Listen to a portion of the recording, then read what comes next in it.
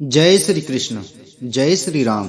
नमस्कार दोस्तों, स्वागत है आप सभी का हमारे चैनल भक्ति ज्ञान में। दोस्तों, आज मैं आपको भगवान श्री राम के अयोध्या वापसी के आगमन पर श्री राम अयोध्या वापसी की कथा सुना रहा हूँ। आप सभी भक्तगण भगवान श्री राम का ध्यान करके इस कथा को श्रद्धा पूर्वक सुने। भगवान श्री राम आप सभी की मनोकामनाएं पूरी करेंगे। आश्विन माह के शुक्ल पक्ष की 10वीं तिथि को लंकापति रावण का वध करने के बाद श्री राम कार्तिक अमावस्या के दिन अपने राज्य कौशल वापस लौट रहे थे। लंका से कौशल आने की अवधि में वे विभिन्न स्थानों पर रुकते हुए आते हैं। तुलसीदास कृत रामचरितमानस के अनुसार रावण वध के पश्चात जब श्री राम की अयोध्या वापसी की बेला आई तो धर्म अधर्म के इस युद्ध में उनके साथी रहे नील, जामवंत, हनुमान, सुग्रीव आदि दुखी हो गए। अपने साथियों की मन स्थिति को भांपते हुए श्री राम ने उन्हें भी अपने साथ चलने के लिए कहा। श्री राम और उनके साथियों की इस यात्रा में पुष्पक विमान उनका वाहन बना। कुबेर का पुष्पक विमान उन्हें वायु मार्ग से अयोध्या ले जा रहा था, किंतु श्री राम मार्ग में कई स्थानों पर रुके। सबसे पहले विमान अगस्त ऋषि के आश्रम में पहुंचा। मुनि अगस्त का आश्रम दंडक वन में था। इस आश्रम में उनके साथ कई अन्य मुनि भी रहते थे।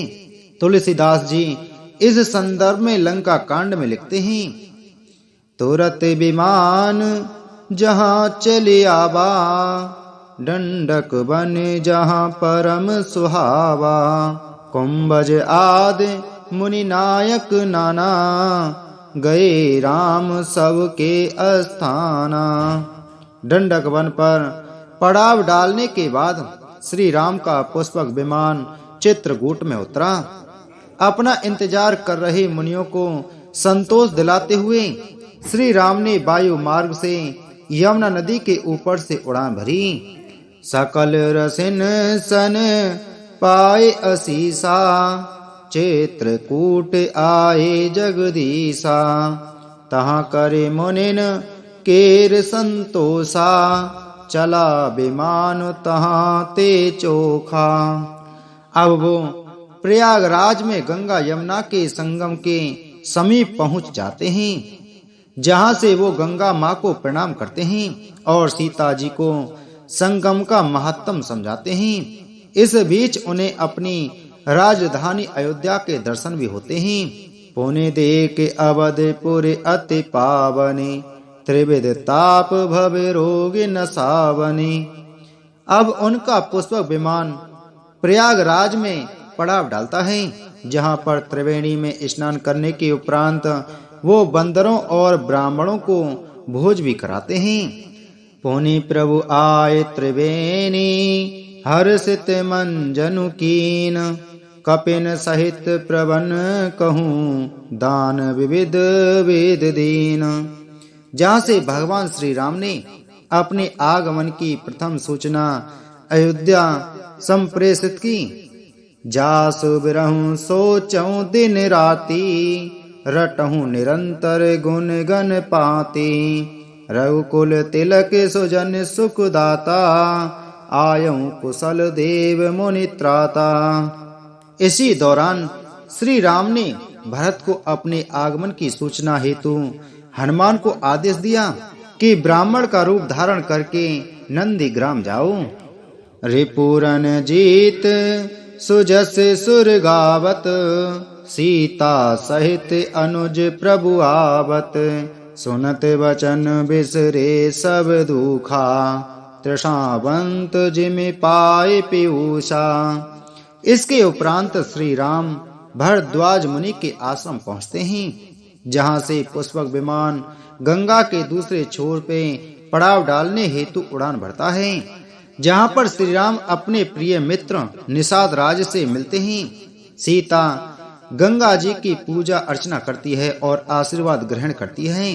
अब विमान अयोध्या के लिए उड़ान भरता है। श्री राम के अयोध्या आगमन की खुशी में समस्त अयोध्या की स्त्रियां दही, दूब, गोरोचन, फल फूल और मंगल के मूल, नवीन तुलसी दल आदि वस्तुएं सोने की थालों में भर भर कर मंगल गीत गाते हुए अयोध्या भर में घूम रही हैं। श्री राम को आते देखकर समस्त अयोध्या नगरी सौंदर्य की खान हो गई है। सरयू जल अति निर्मल हो गया है। अयोध्या का प्रत्येक नागरिक श्री राम की एक झलक पाने को व्याकुल है। जो जिस दशा में है वो उसी दशा में बाहर दौड़ा चला आ रहा है। कहीं श्री राम की पहली छवि निहारने से कोई वंचित न रह जाए, इस वजह से कोई बच्चे और बूढ़े को नहीं लाना चाहता। अयोध्या वासियों से अब और अधिक विलंब सहा न जा रहा था। सभी एक दूसरे से पूछ रहे हैं कि आपने श्री राम को कहीं देखा है क्या। इनके साथ ही स्तुति पुराण के जानकार सूत समस्त बैतालिक भाट लोग भी श्री राम के दर्शन के लिए अयोध्या से बाहर आते हैं। वाल्मीकि रामायण के युद्ध कांड सर्ग 127 में लिखा है, सूताहम स्तुति पुराणाज्ञाहम सर्वे बैतालिकस्तथा सर्वे वादित्र कुशला गणिकाश्रैव सर्वस्वम्। गुरु वशिष्ठ, कुटुंबी, छोटे भाई शत्रुघ्न तथा ब्राह्मणों के समूह के साथ भरत अत्यंत हर्षित होकर कृपा निधान श्री राम की अगवानी हेतु राजमहल के बाहर आते हैं। अयोध्या की बहुत सी स्त्रियां अपनी अटारियों पर चढ़कर आकाश की ओर देख रही हैं। श्री राम के पुष्पक विमान को देखकर मंगल गीत गा रही हैं। बहुतक चढ़े अटारिन निरीखै गगन विमान, देख मधुर सुर हर्षित करहि सुमंगल गान। श्री राम का पुष्पक विमान अब अयोध्या में उतर चुका है। प्रभु श्री राम पूर्णिमा के चंद्रमा हैं तथा अवधपुर समुद्र है, जो उस पूर्ण चंद्र को देखकर हर्षित हो रहा है और कोलाहल करता हुआ बढ़ रहा है। इधर उधर दौड़ती हुई स्त्रियां इस पयोनिधि की तरंगों के समान प्रतीत होती हैं। सब माताएं श्री राम का कमल सा मुखड़ा देख रही हैं।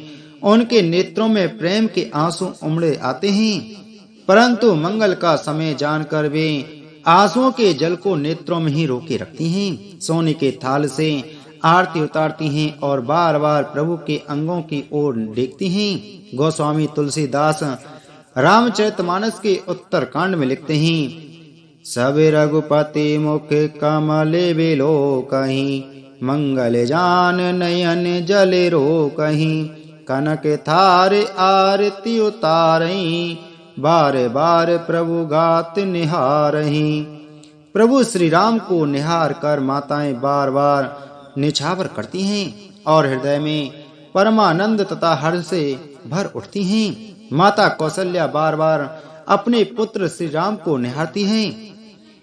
सर्वप्रथम श्री राम ने अयोध्या की पावन धरती व गुरु वशिष्ठ को प्रणाम किया। इसके उपरांत माँ कैकेयी, माँ सुमित्रा व माँ कौशल्या से मिलकर वो महल की ओर चले। सोमन वृष्टि नव संकुल, भवन चले सुख कंद, चढ़ी अटारिन देखहीं, नगर नार नर वृंद। श्री राम के आगमन के अवसर पर अनेक प्रकार के शुभ शकुन हो रहे हैं।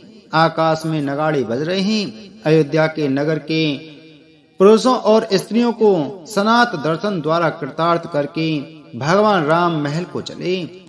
इस पावन बेला पर अवधपुर की सारी गलियां सुगंधित द्रव्यों से सिंची गई हैं। गज मुक्ताओं से रचकर बहुत सी चौके पराई गईं।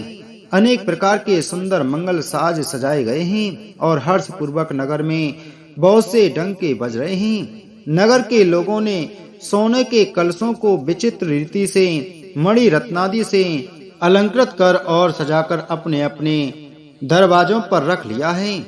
सब लोगों ने मंगल के लिए बंदरवान, ध्वजा और पताकाएं भी लगाई हैं। इसके साथ ही समस्त अयोध्या नगरी को दीपों से सजा दिया गया है। दीपों से सजी अयोध्या नगरी दीपोत्सव अर्थात दीपावली मना रही है। बोलो श्री रामचंद्र भगवान की जय।